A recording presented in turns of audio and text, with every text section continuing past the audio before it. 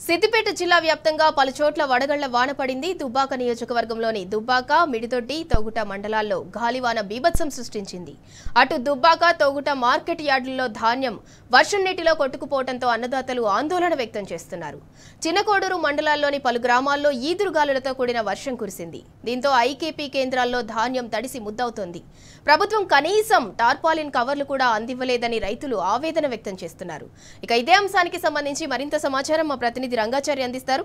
రంగాచారి, వాతావరణ శాఖ అధికారులు ఎప్పటి నుంచో హెచ్చరికలు జారీ చేస్తున్నారు. అయినా కొనుగోలు కేంద్రాలలో ధాన్యము కొనుగోలు చేయకుండా అధికారులు ఎందుకు నిర్లక్ష్యం వహిస్తున్నారు? మనం వరుసగా ఎన్నో రోజుల నుంచి టీ న్యూస్ లో ఈ కథనాలు వేస్తున్నాం. దానికి స్పందన వచ్చి కొన్ని నియోజకవర్గాలలో, కొన్ని ప్రాంతాలలో కొనుగోలు ప్రారంభమయ్యాయి. మరెందుకు సిద్దిపేటలో ప్రారంభం కాలేదు? గుడ్ ఈవినింగ్ సుందర. ఇది నిజంగా ప్రభుత్వం మొద్దు నిద్రపోతున్నట్టుగా మనకు ఈ వర్షాలతో చాలా స్పష్టంగా అర్థమవుతుంది. ఈ రోజు కురిసినటువంటి అకాల వర్షం ముఖ్యంగా ఇటు సిద్దిపేటపై తీవ్రమైనటువంటి ప్రభావాన్ని చూపింది.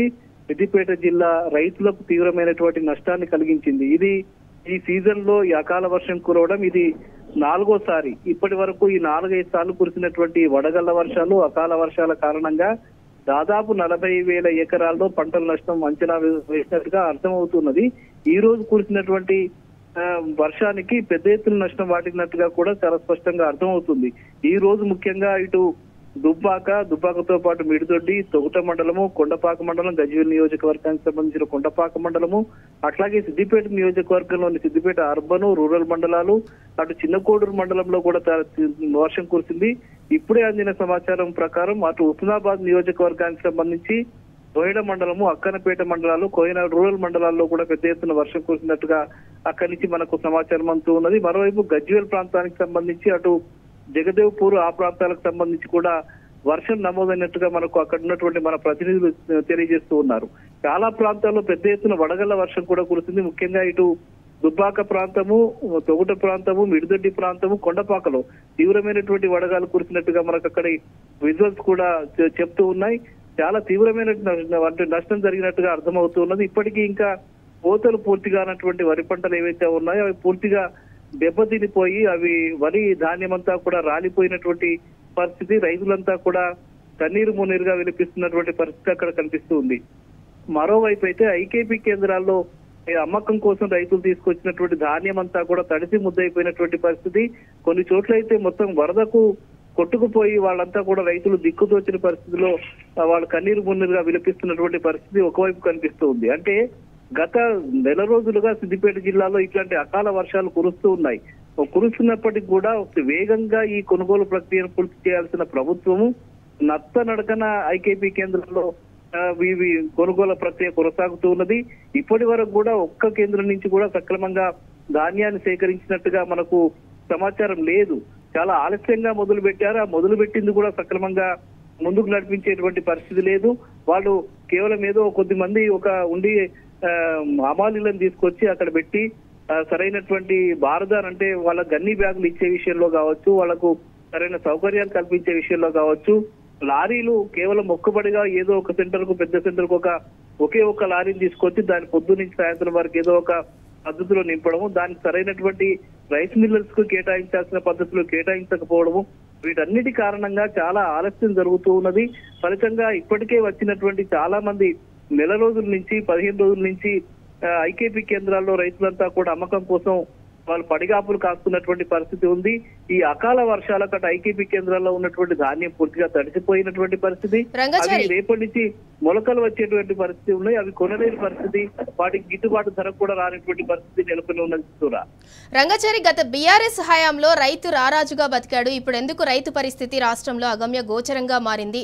అంటే ప్రభుత్వ పథకాలకు ఎట్లాగో వాళ్ళు నోచుకోలేదు. రుణమాఫీ కావచ్చు, రైతు భరోసా కావచ్చు, వాటికి నోచుకోలేదు. 6 కాలం కష్టపడి పండించిన పంటను కూడా అమ్ముకోలేని పరిస్థితి వాళ్ళకి వచ్చింది కదా ఇవాళ రాష్ట్రంలో.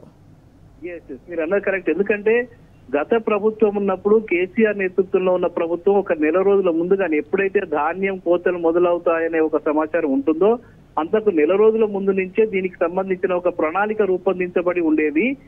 స్పష్టమైనటువంటి ఆదేశాలు అధికారులకు ఉండేది. అటు సివిల్ సప్లై అధికారులకు కావచ్చు, ఇటు మార్కెటింగ్ అధికారులకు కావచ్చు, రైస్ మిల్లర్స్ తో కూర్చుని అక్కడ స్థానికంగా ఉండేటువంటి మంత్రులు కానీ, ఎమ్మెల్యేలు కానీ కలెక్టర్తో కూర్చుని సమీక్షలు చేసుకుని ఎక్కడెక్కడ ఏ రైస్ మిల్లుస్ కి ఎంత ధాన్యాన్ని అప్పగించాలి, ఏ పద్ధతిలో అప్పగించాలి అనే ఒక ప్రణాళిక ఉండేది. ఎప్పటికప్పుడు వాటిని ధాన్యాన్ని కొనుగోలు చేసి ఐకేపీ సెంటర్లలో గ్రామాల్లో ఒక పటిష్టమైనటువంటి నిర్వహణ పద్ధతుల్ని అమలు చేసి వాళ్ళకి ఇవ్వాల్సిన డబ్బుల్ని ఎప్పటికప్పుడు ఇచ్చే పద్ధతిని ఒక నెల రోజుల ముందు నుంచే వాళ్ళు ప్రణాళిక చేసుకుని వాటిని అమలు చేసేటువంటి పరిస్థితి ఉండింది. దాని ద్వారా రైతులు ఎక్కడా ఇబ్బంది లేకుండా వాళ్ళు అమ్ముకునేటువంటి పరిస్థితి. ఇంకా మరీ ముఖ్యంగా ఏంటంటే ముందు జాగ్రత్త చర్యగానే ఇటు ఈ ఎండాకాలంలో ప్రధానంగా ఏప్రిల్ మే మాసాలలో వచ్చేటువంటి అకాల వర్షాలు చాలా సందర్భాల్లో ప్రతి సంవత్సరం వస్తూ ఉంటాయి. దీనికి ముందస్తుగానే చర్యలు తీసుకోవాల్సిన బాధ్యత ఉంటుంది.